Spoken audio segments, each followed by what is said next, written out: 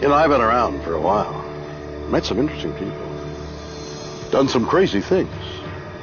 So you just might think that there's not much that can take me by surprise. You'd be wrong.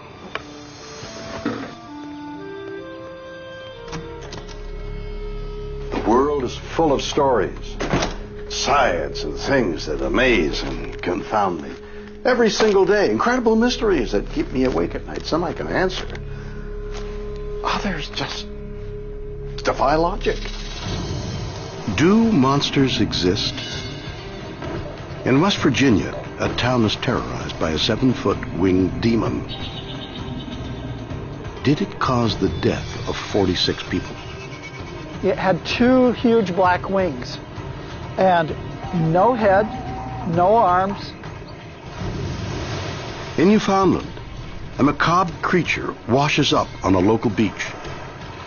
Are our oceans concealing a megabeast? It was nothing that either of us had ever seen or could imagine.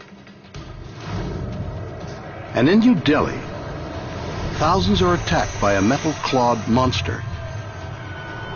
Was it a man or a beast? People ran off in absolute panic. They just were fleeing from the scene. Yeah.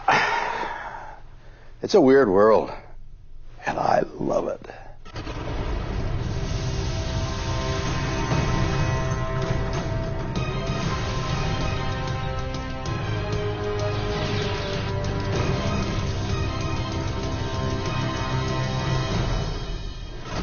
You know, I just had a lovely holiday in Scotland.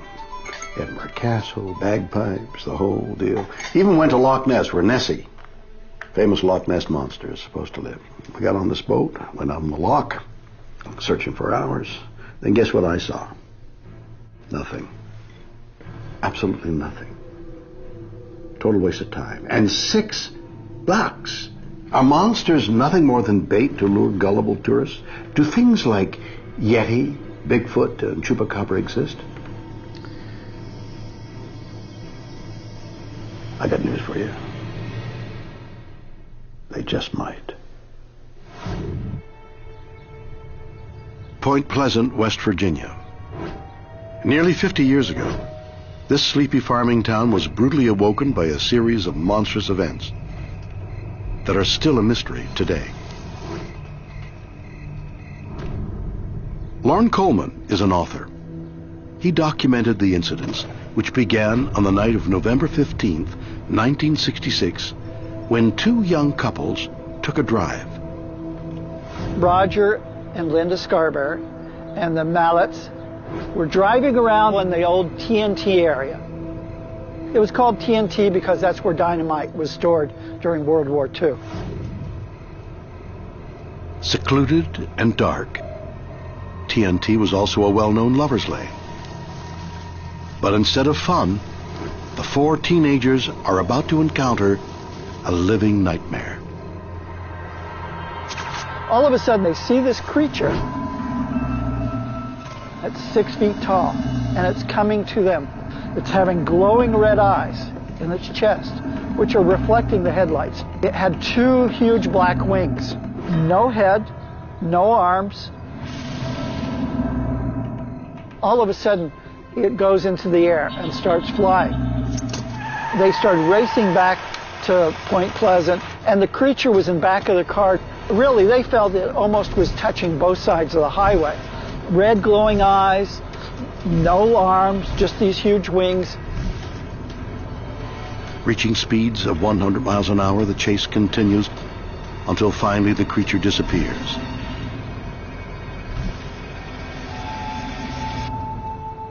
Was there something unpleasant in Point Pleasant? The next day they come back out there and they see it flying overhead. So all of a sudden you get more and more kind of word of mouth in the town that this creature's been around, people were seeing it. The newspapers hadn't even caught on to the report yet. So the next day you have Marcella Bennett saying she's going over to one of her relatives' houses, which it's a bunch of houses right along the road that leads to the TNT. She gets close to the house and all of a sudden on the roof of the house sees the Mothman.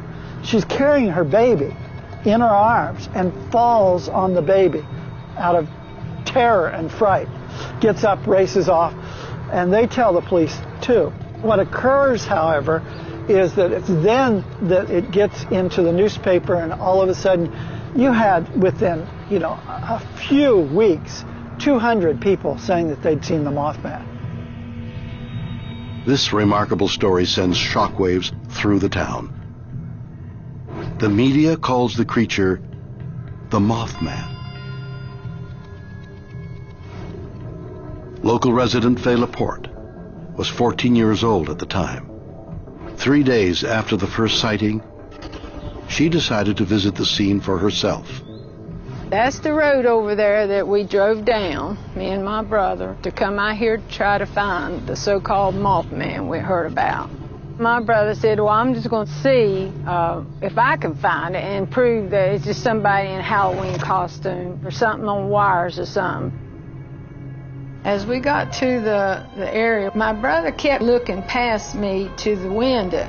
I said, well, what is it? What are you looking at? He said, well, don't look right now. He said, but there's something beside the car there by the window. So he slammed the brakes on and just like it was nothing, just leaped right up on the car. Even though it was dark, you could still see the eyes. The eyes held me. The most red, I can't explain the red. It just was such a red that I just can't describe it. It's just like a color that it looks like they're really lit up, but it's not a glow, but it's perfectly lit up that you cannot miss it. And it's like, that's all you see when you look at it. It had the features of a bird combined with a human. We were really scared, and I was begging and crying for my brother to go ahead and let's get out here. That's when I finally saw it open up its wings and just flew off in the sky so pretty, and it was gone. For the next year, the Mothman terrorizes the people of Point Pleasant. We were coming up the road here, and we looked around the curve there, and we thought it was a car light. So we stopped the car, and the thing came over top of the car. Well, I just think it's something supernatural that we can't explain or something like that. I know I can't explain it, that's for sure. They wonder where it will all end. 13 months after the first sighting, they get their answer. The Silver Bridge between West Virginia and Ohio, starting at Point Pleasant, collapsed on December 15th, 1967. 67 people fell into the water of the Ohio River. 46 died, and 2 bodies never were even found. There's seemingly no apparent reason for this horrific tragedy. Then comes a terrifying report. The night before the disaster, the Mothman was seen hanging from the Silver Bridge. And people were scared. They were so scared they didn't want to talk about the bridge. They didn't want to talk about Mothman. They didn't want to talk about anything. This town became quiet. And everybody for a long time said that nobody talked. And you still have people that won't talk about the bridge collapse today. The Mothman was never seen again. For 45 years, this incredible story has baffled experts. But some believe recent evidence could finally explain the mystery of the Mothman. Joe Nickel is a paranormal investigator with Skeptical Inquirer, Science magazine. We human beings misperceive all the time. People say, I know what I saw. Actually, they know what they think they saw. Joe believes the Mothman wasn't quite the monstrous beast it was made out to be.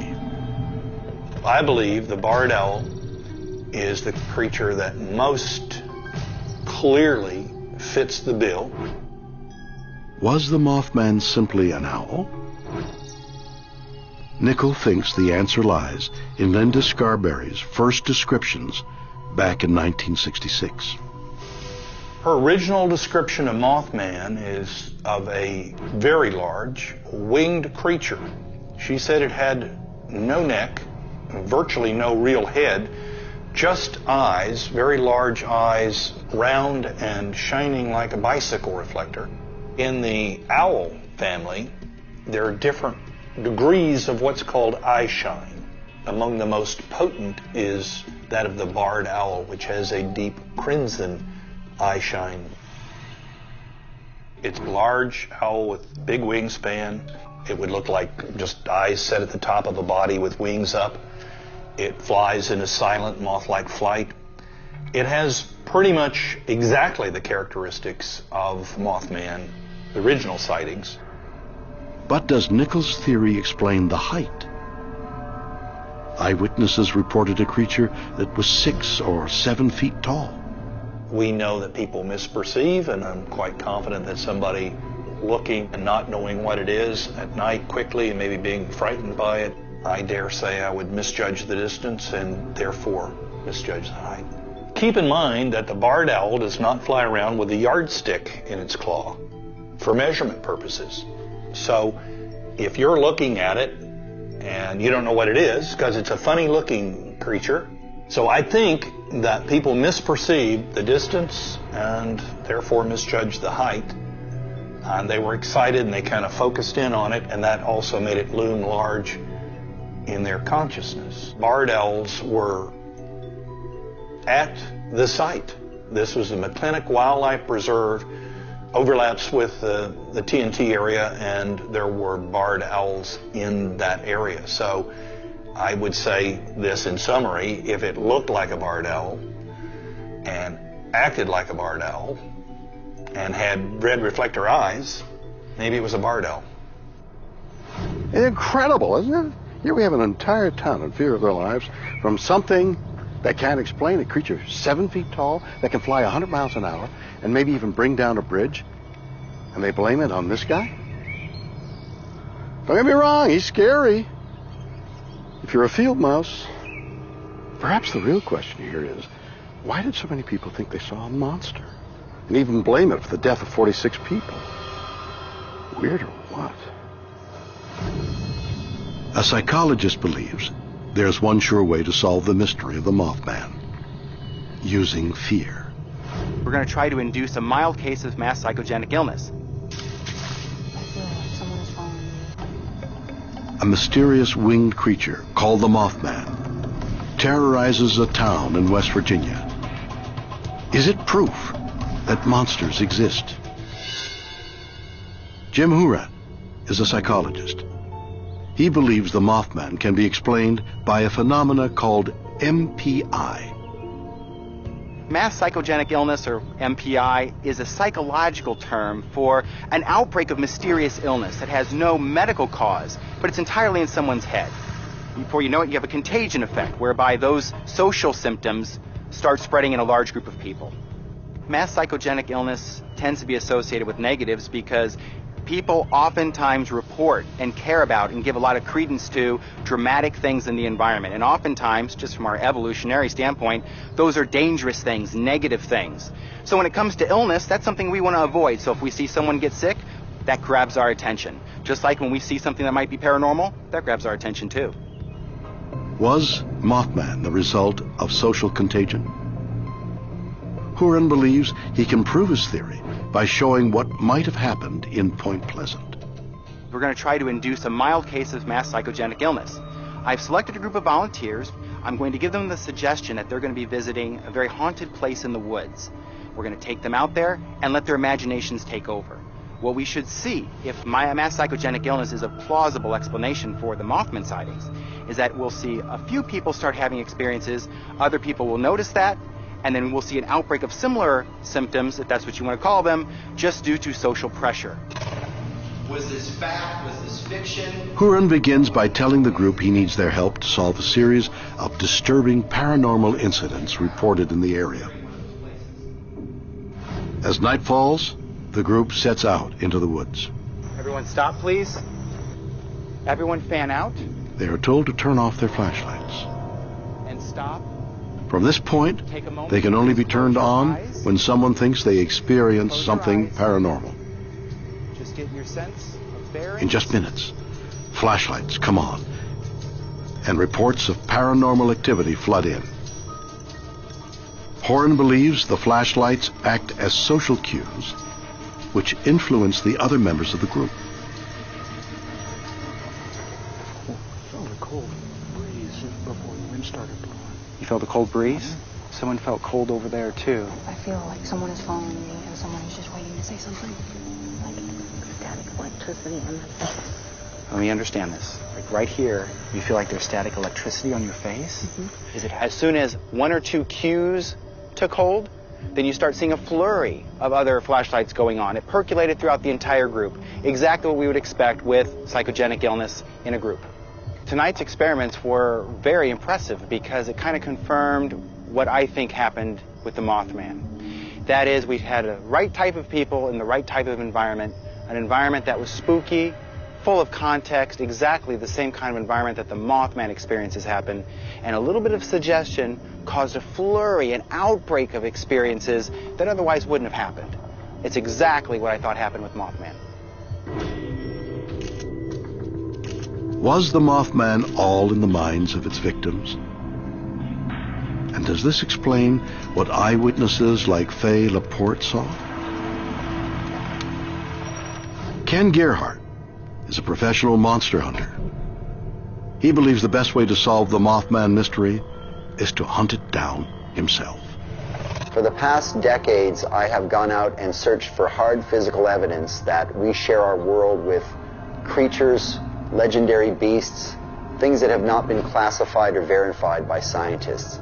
Mothman is a monster in the truest sense of the word. I mean, here you have a creature that doesn't match the description of anything we know about in the natural world. Something that seemingly stepped right out of a science fiction movie. Mothman's main motivation seems to be to chase and terrify people, and possibly leave a path of destruction and devastation in its wake. There are many people who blame Mothman for the collapse of the Silver Bridge and believe that there's actually a death curse associated with the Mothman. So I would say yes, Mothman is the ultimate monster. Gerhardt has come to the McClintock Wildlife Reserve, close to where the Mothman was first sighted. It's very exciting to be here in the actual location where Mothman was reported so many times back in the 1960s. If Mothman is a real physical animal, it's going to make an impact on its environment. This could be tracks on the ground, nests, markings, and the like. Using a camera trap, Gerhardt is hoping to catch Mothman unaware. This is actually a motion-activated camera with an infrared beam, and anything that passes within that beam is actually going to be captured on this particular camera. I can put the camera out overnight and come back the following morning to determine whether, in fact, I've captured an image of the subject. To attract his prey, Gerhardt sets up a blasting device, a machine that broadcasts the sound of forest creatures in pain.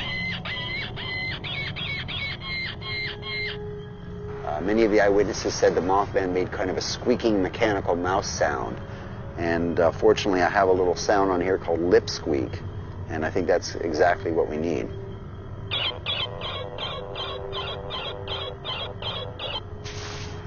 Did you hear that? Something moving around there in the brush. I don't know what it was, but basically that last sound definitely evoked some type of response or reaction. With his equipment set, it is now a waiting game. Will the Mothman reveal himself? I don't know about you, but if I were a monster hunter, indeed, if I were hunting the Mothman, I think I'd be taking something a little more substantial than this. I mean, at least I think you take something like this. Wouldn't you? But we have to ask the question, if monsters really exist, why has no one, monster hunter or not, been able to catch one? Then again, if monsters were just ordinary critters, they wouldn't really be monsters, would they?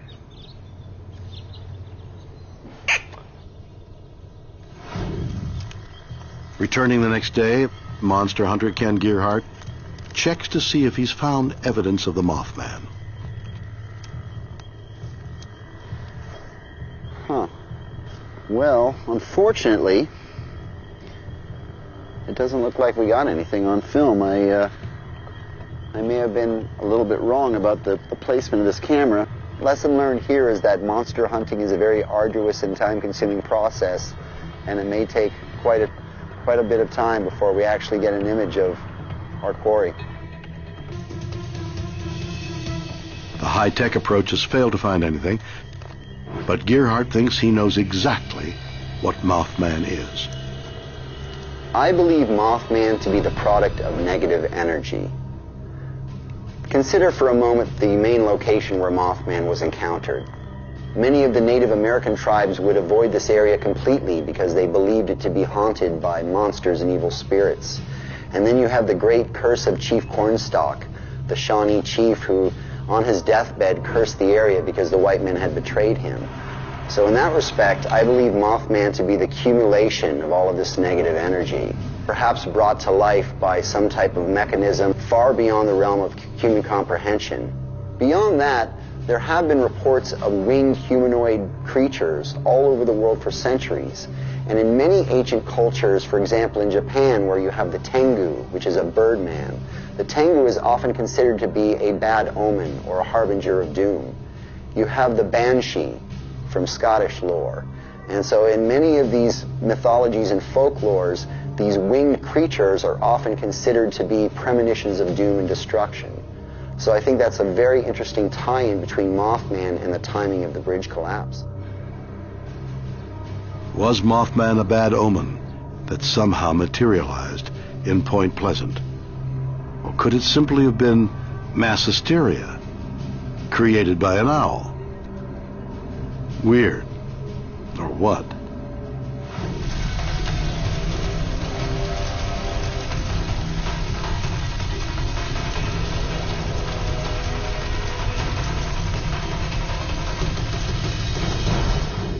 A fisherman finds a giant, unidentifiable creature on a beach in Newfoundland.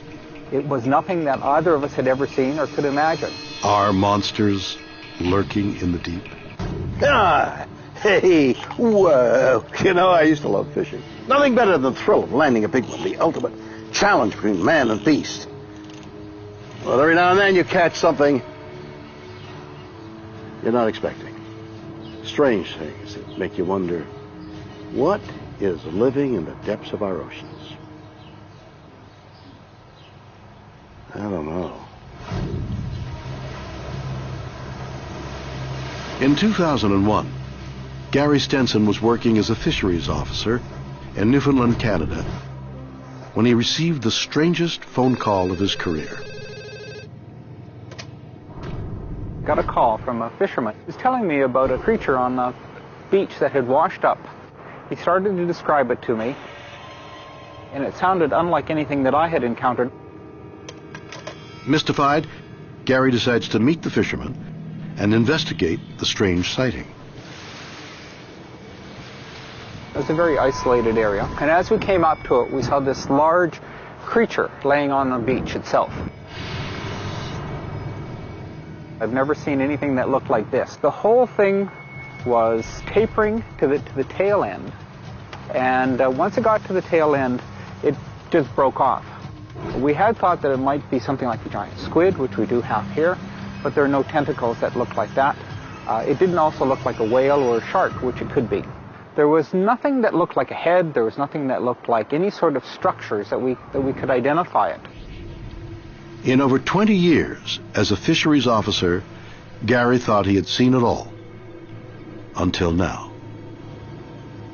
I've worked on a lot of whales, and I've worked on a lot of seals, and even some sharks that have come ashore, but this creature was nothing like that, and there was nothing that we could tell where it came from. From a distance, it had what looked like hair standing up all over it. It was about 5.5 meters long, about 2 meters wide, and about 1 meter high in the middle of it. There were a number of lobes. They looked almost like short arms with notches in between. It smelt a lot like rotting tissue. was pretty heavy. We tried pushing on it. It was solid. It was nothing that we could move. So what we did was we took our knives and we tried to cut up and cut into the tissue. As they cut into the carcass, they made a bizarre discovery. The exterior of it was very hard. It was quite tough, but there was no sign of any organs. If it was a shark, there'd be cartilage, but there was no cartilage. So we looked for bone. If it was a whale, there'd be some bone in it, but none of this either. We spent a lot of time trying to decide what we thought it might be. And of course, as a scientist, you're very curious. And in fact, that's a sign of a good scientist to me, is somebody who's curious about what they see. And of course, we were very curious as to what this might be. So we decided that the best thing to do would be to take some tissue with it, and we brought that back with us. It seemed Gary and the fishermen had discovered a creature unknown to science. It was nothing that either of us had ever seen or could imagine. It's not impossible that there's something out there that we haven't seen before that's lurking in the depths. A giant creature washes up in Newfoundland. Was it an unknown species or a monster from the deep? And if there was one, could there be others? Remarkably, the answer is yes. It's incredible. In the last century, giant weird blobs of, I don't know what, have been washing up all over the planet. Are they something awful from the bowels of ships? I hope not. In fact, they're so hard to identify that the only name scientists could come up with is globsters. Part glob, part monster. Globster. Clever. Well, what the hell are they?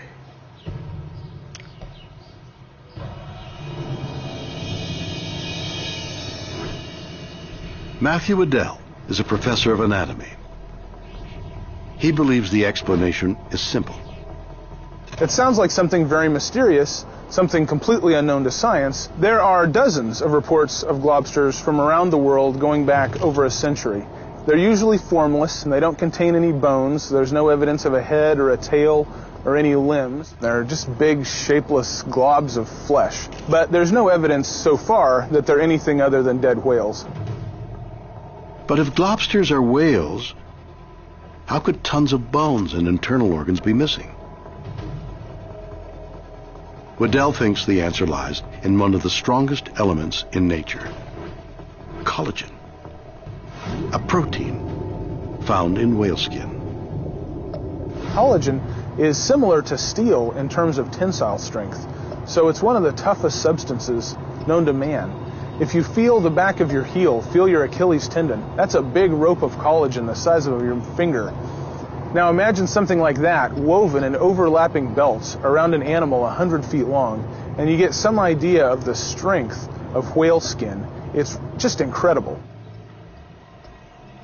Scientists think protective collagen allows whales to dive up to 2 miles below the surface of the ocean. Many submarines would crush before they got down to that depth. Collagen is their pressure suit when they dive and their armor against things like sharks that would try to take bites out of them. Waddell also believes collagen causes whales to decompose in a unique way. Decomposition for whales is an interesting process because whales are different from other animals in 2 ways mainly. The first is that they're so big, just their sheer scale influences how they decompose. The other thing is the skin of whales is unique in the animal kingdom. It's incredibly thick, it's incredibly strong. You can hang up the entire weight of a whale by a hook through its skin. When a whale dies, the skin doesn't fall apart the way that normal animal skin does. After death, scavengers rapidly devour the insides of a dead whale. But they leave the gristly collagen alone. And once animals have eaten their way into the body to get the good stuff, it's easy for the bones to slide right out and sink to the bottom of the ocean. The skin falls off like a sock off of a foot. And now you have a 100-foot long tube of skin floating through the ocean. But many globsters have tentacles, strange arms, even hair. Can Waddell's theory explain these bizarre features? Imagine the gnarliest piece of gristle you've ever encountered that's 100 feet long and a foot thick. It lasts essentially forever. It's only broken up, really, by getting pounded on rocks and torn apart by waves. That sack of skin can float around in the ocean for months or maybe even years. It can rip, it can tear, it can shred into all kinds of interesting shapes. And the collagen actually frays, just like an old pair of pants. And those threads of collagen that stick out are usually pink or red, and they look like hair. Are globsters simply giant blobs of collagen floating around in a suit of whale skin? Or are they beasts from the deep? I love a good mystery as much as the next person, and I would love to think that there are giant unknown animals in the ocean. And there probably are some new kinds of sharks and maybe even new species of whales, but there's no real sea monster. As much as I would like to believe that there is, I have to go where the evidence leads. And so far, all of the evidence that we have suggests that globsters are just the rotting skin of dead whales. Are globsters simply masses of mammal meat? Some believe they are proof of something far more terrifying. It would absolutely be a monster. Strange creatures called globsters are washing up on beaches all over the world. Are they simply dead whales?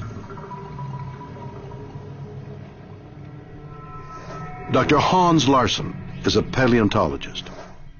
He thinks globsters could be a living relic from our ancient past. The researchers who point to globsters and say they're nothing more than whales, they're probably right for most cases. But pretty much the entire ocean below 100 meters depth hasn't been explored. Some areas of the ocean are over 6 miles deep. Larsson believes that a terrifying creature could be lurking in the depths. The Megalodon. Megalodon is a huge fish. It looks a lot like a great white shark, but it's much bigger. It is known as the Tyrannosaurus rex of the deep, a monster that terrorized the ocean for 25 million years, and the right size for a globster. This is a tiger shark, about 15 or so feet long, and look at the size of the teeth and the size of the mouth. So it's pretty impressive. I mean, this would be scary enough in the water should you be in front of it. But compare that to a megalodon, and this is an average size tooth. It would absolutely be a monster. Most scientists believe this marine monster became extinct 1.5 million years ago. But remarkably, Larsson isn't so sure. Some people have suggested that the cooling of the oceans may have driven Megalodon to extinction. I think we should be a little bit skeptical about that because all the other animals in the ocean survive quite well. And if that whole ecosystem could survive the global cooling of the oceans and the ice ages, why not Megalodon? Could science be wrong? Another giant of the deep, the coelacanth, was supposed to have died out 65 million years ago with the dinosaurs. But then in 1938, a fisherman hauled one up. Are megalodons alive? Could globsters be washed up remains of a 25 million year old living fossil? We have glimpses of some other fishes down there, other sharks and other non-shark fishes, but we know practically nothing about them. I think that world is just unexplored. If the megalodon was one animal down there that we didn't know about, there could be a huge range of other animals as well, non-air breathing animals. Things like other squids, other fishes, both sharks and non-shark fishes, other invertebrates. Who knows what other kinds of crab-like animals or arthropods or jellyfish animals are down there. We just have no clue. Do giant killers lurk in our oceans? Are they monsters of the deep, or just globs of super strength blubber? Weird or what?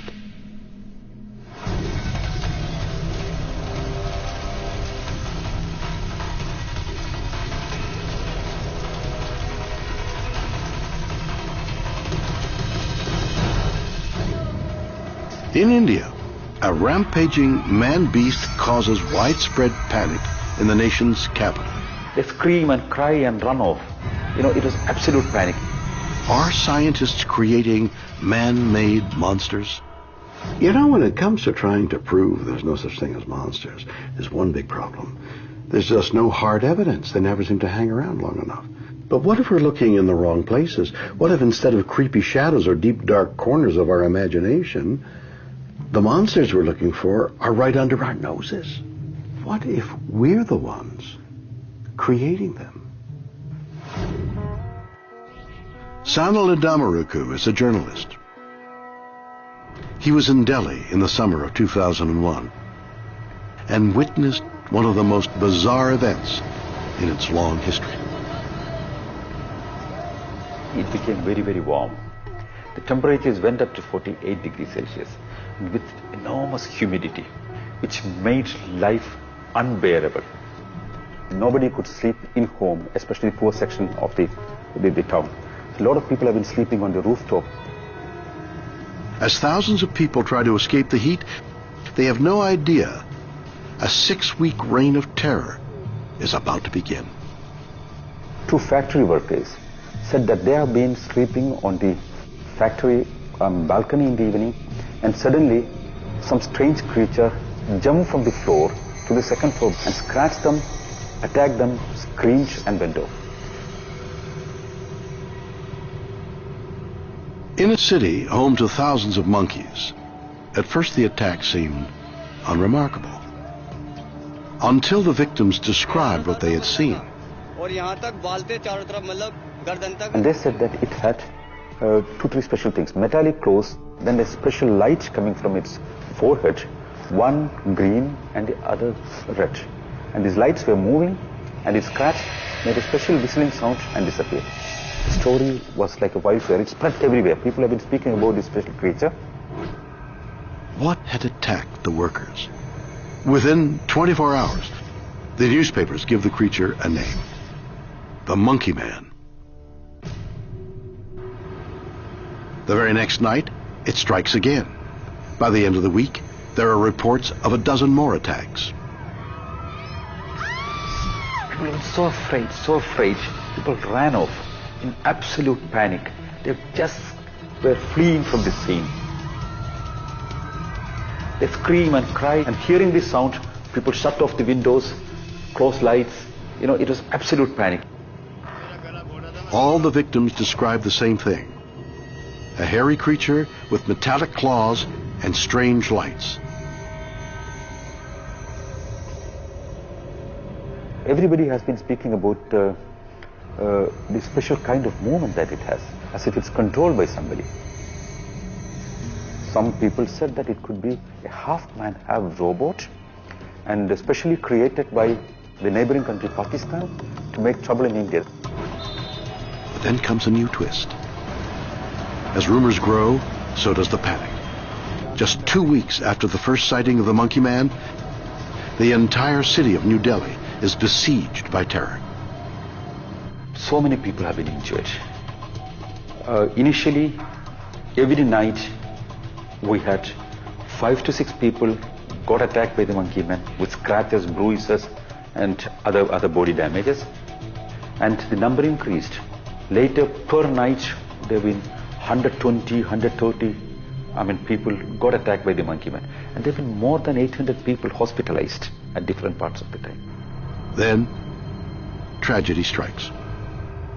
One lady was on a rooftop sleeping, and someone saw the Monkey Man, screamed, and the whole people started running off. She had been running off, and she fallen down from the 2nd floor, straight down, hitting the floor, and she died. In the following days, more people die as crowds rush to escape. As panic grows, New Delhi becomes a ghost town. People were so afraid to come out. The Delhi streets were completely empty after 8 o'clock. Totally empty. Not even a car would go out. The whole city was completely afraid of Monkey Man. Then, just as the terror reaches its peak, the incredible happens. There was no monkey man reported anywhere after 3rd or 4th week of May, and it simply disappeared. What happened in New Delhi? Something held this giant city in its fearful grip for weeks. Was it a monster? Could the monkey man be real? Jay Lakhani is a teacher of the Hindu religion. He believes the monkey man can be explained by Indian culture. There is nothing here that would make me feel that there's anything more than superstition, kind of rolled up with fear and rolled up with this idea of religious iconography, which has kind of produced this story. Lakhani thinks that powerful religious beliefs could have helped create the monkey man. In the Hindu tradition, the word avatar is very central. Avatar means one who descends. The Hindus say the spirit has a habit of descending to earth in human form. In the Hindu religion, gods known as avatars are believed to descend to earth in times of need. Many are depicted as part human, part animal. Was the monkey man a well-meaning avatar that was mistaken for something evil? India is a poor country struggling with lots of issues, so it's understandable the public would like to project the idea that an avatar is here to rescue them. Any sober Hindu, when he looks at the story in a very sober manner, will immediately come to the conclusion that this was not an avatar. It's not just my take on it, but every sober Hindu, no sober Hindu would really consider this to be an avatar, because there is nothing that the monkey has done which in a way reflects what an avatar is all about, which is to benefit humanity, not frighten it. You see, a lay person is very, very gullible. I suspect it is quite possible that a few pranksters got together, dressed up a couple of monkeys, and had set them loose on the streets of New Delhi. But for a lay person who is kind of steeped in religious tradition, it is understandable that suddenly when he sees a few pranksters, he somehow projects his own idea that this is an avatar on the streets of New Delhi. Were thousands of New Delhi residents victims of pranks blown out of proportion by widely held religious beliefs? Did the monkey man exist at all?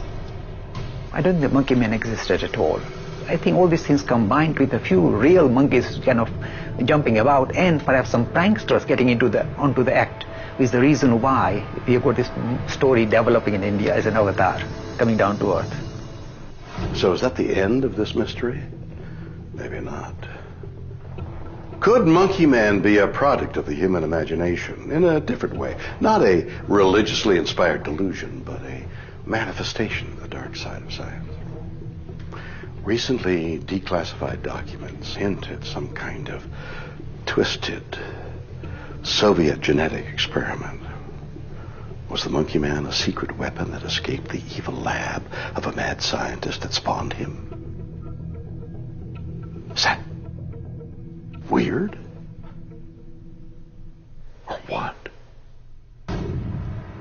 In New Delhi, thousands of people claim to have been attacked by a metal-clawed monster known as the Monkey Man. Was it simply mass hysteria? Or religious superstition? Scott Marlowe is a cryptozoologist with a remarkable theory. I believe monsters exist. They may not necessarily be the Saturday or Friday night movie version of the monsters that terrify us on the silver screen, but there are things out there that go bump in the night that are terrifying, to say the least. When I first heard the story of India's Monkey Man, I was pretty certain I knew exactly what it was. Marlowe's theory is controversial and alarming. He thinks the Monkey Man is a real-life monster created by us. Monsters exist, and we certainly have the ability now with genetic engineering to create them. Based on some of the descriptions, there's a distinct possibility that monkey men could be some kind of human-ape hybrid. Could someone have created a creature half man, half ape? And if so, why? Incredibly, this concept isn't as weird as it sounds. It could even be based in fact. Declassified Russian military files have allegedly revealed that in the 1920s, Joseph Stalin secretly tried to create a super soldier. The super soldier is a genetically engineered creature that is designed with a military purpose in mind. Stalin commissioned a scientist to attempt a hybridization who went to Africa, collected ape DNA, and then attempted to impregnate human women with the sperm of these chimps that he collected the material from. They were trying to create a soldier that had superhuman strength. They wanted the strength of an ape, which is known to be about 7 times that of a human, with the intelligence of a human. Incredibly, Marlowe believes Stalin wasn't the only one who was messing with nature. Not to be outdone by the Russians, we attempted to do the same thing. The attempt was not successful by all accounts, but a lot of that had to do with the lack of knowledge on the genetics. Today it could probably be done. Are scientists using modern technology to create super soldiers from humans and apes? Could this explain the monkey man? Some of the evidence that the monkey man is a human-ape hybrid could be that they are frequently reported wearing some sort of helmet or flashing lights and that kind of thing, which would probably be some sort of communications device. The most alarming feature that's reported are metal claws. That seems more of a military weapon. If such experimentation were going on and these creatures were intelligent enough, as presumably they would be, to escape from the facility that was creating them, they could certainly account for the monkey men. Was the monkey man an escaped super soldier? And why, in an age of predator drones and nuclear bombs, would India need one? Creating a super soldier using hybridization genetics would probably be a good solution for a country like India, where, yeah, they belong to the nuclear club, but it's not a very popular solution to solving one's problems as a country. A super soldier might be engineered for stealth purposes. They could pursue this type of a thing, especially since in India, monkeys and apes running around are not at all unusual. They could infiltrate, they could blend in, they could perform a number of different things in terms of intelligence gathering or otherwise performing some sort of military function without going detected.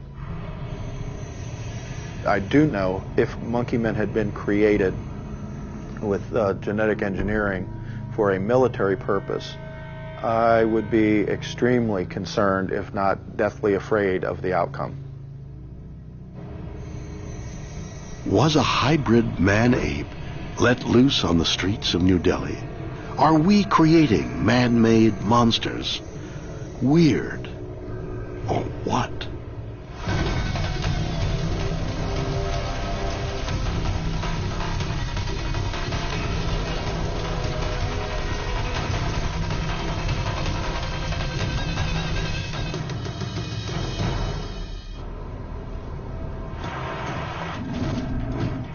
So there we have it. Monster stories from all over the world. In West Virginia, a winged monster 7 feet tall with red eyes terrorizes the town of Point Pleasant.